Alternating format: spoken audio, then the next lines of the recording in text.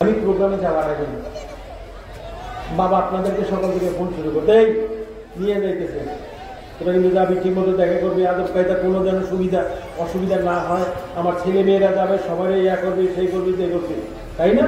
এই সব কিছু ঠিক আছে কিনা আপনাদের সবার কাছে ফোন আসা শুরু করতে। আবার এই তোরা গেছস, তোরা খাইছস, কারো সুবিধা হয়েছে না অসুবিধা হয়েছে, কোথায় বসলি, কি করলি না করলি, বাবা খবর নিতেই থাকতো। আমিও যখন বাসায় যাবো, গাড়িতে উঠে একটা ফোন, একটা পয়েন্টে উঠে একটা ফোন, কারে ফোন করবো, কে আমারে ফোন করবে। যাক, রুহানিয়াত ভাবে তিনি আমাদের সবার উপরে দেখছেন, আছেন আমাদের মাঝে, এটি আমাদের বিশ্বাস, এইটি হলো আমাদের মারফতের বিশ্বাস, রুহানি জগতের বিশ্বাস। আল্লাহর শক্তিতে শক্তিবান হয়ে আল্লাহ নবী পয়গম্বর বলি আল্লাহ তারা নিরাজ করেন আমাদের মাঝে। এই বিশ্বাসই আমাদের থাকতে হবে। তাও অনেক কষ্ট লাগে, সত্যি কথা বলতে। আমরা মানুষ তো, আমাদের তো চাওয়ার শেষ নেই। আমরা আরো চাই, বাবা তোমাকে আরো চাই, আরো চাই, আরো চাই, আরো চাই, আরো চাই। কবে দেখবো তোমাকে, কবে ধরবো তোমাকে, কবে যাবো তোমার কাছে, কখন তুমি এই আমার ছেলে আমার মেয়ে বলে আমাকে ডাক দিবা। হবে এক না একদিন, হবে মিলন একদিন আমাদের সাথে, এই বিশ্বাস। আল্লাহর দরবারে আল্লাহকে সাক্ষী রেখে আমরা সবকিছু করছি, কেন আল্লাহ পাক আমাদের ওই যে একটু আগে বললাম, যার যার ইমামের কিছু বাড়িয়ে যান, ইনশাল্লাহ আমাদের লাইনের সামনে থাকবে সে ভালো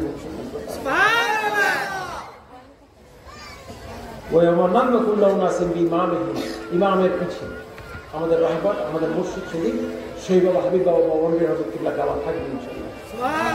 তাদের পিছিয়ে লাইন ধরে ইনশাল্লাহ আমরা হাসর সিরাত পার করি, আমার নবীজির শাফায়াত লাভ করতে আমরা সক্ষম হই, আল্লাহর জান্নাতে প্রবেশ করতে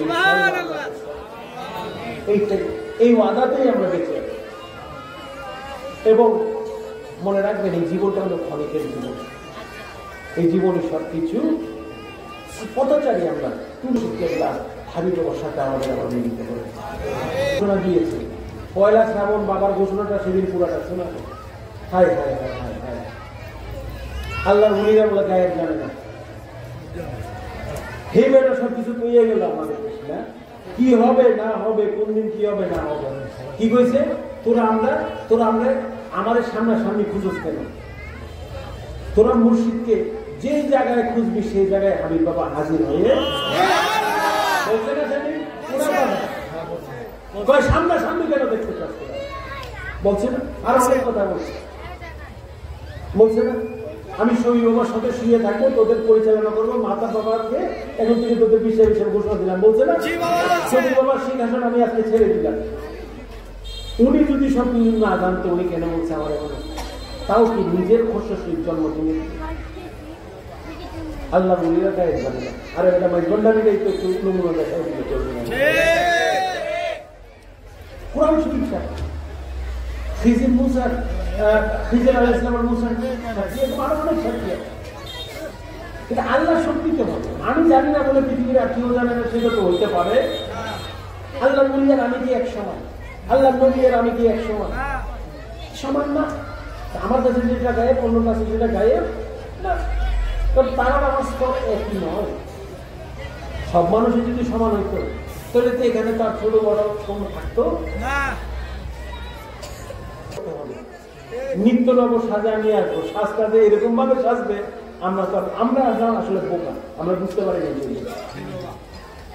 আমাদের তো আমরা বুঝতে পারি না। বাবা সব কলার বলে দিচ্ছি, আমি আপনাদের পুরো জিনিসটা ছেড়ে দিই, কমিটি মিটিং গুলা করে।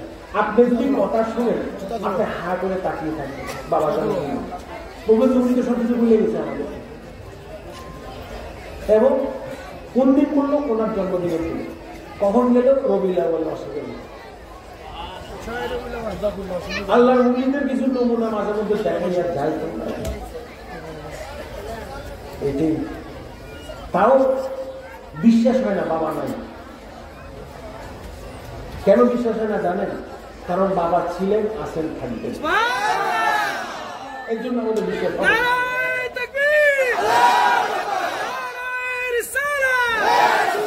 হাবিব বাবা মেজবান্ডারি জিন্দাবাদ জিন্দাবাদ। আলহামদুলিল্লাহ আলহামদুলিল্লাহ আলহামদুলিল্লাহ। তো যাই হোক, আমার কথা হলো বাবার যে হুকুম করেছে কমিটি সংগঠিত করো, এলাকা বাড়াও, সাথে ফাল্গুন অনুষ্ঠানকে সুন্দর করে ধরো, জায়গায় জায়গায় হাবিবে কামাল কমিটির মাধ্যমে মসজিদ মাদ্রাসার দায়রা গঠন করো এবং এলাকা উন্নয়ন করো, সাবেক দরবারে উন্নয়ন করো। এগুলো কমিটি সুসংগঠিত যখন হয়ে যাবে দেখবেন সবকিছু অটোমেটিক হচ্ছে।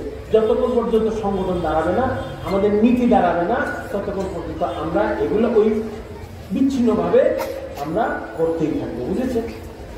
তাই সংগঠিত হতে হবে কোরআন সুন্নাহর আলোকে গঠিত মসজিদ গাউসিয়া মাইজবানের হাবিবে কমিটি মাইজবান দরবার শিবির সংগঠন, এটা সবাই সদস্য হয়ে আমাদের নিয়ম নীতি মেনে আমাদের সামনে জীবন আগাতে হবে ইনশাল্লাহ। আজকে আমার এতটুকুই কথা রইল। আমি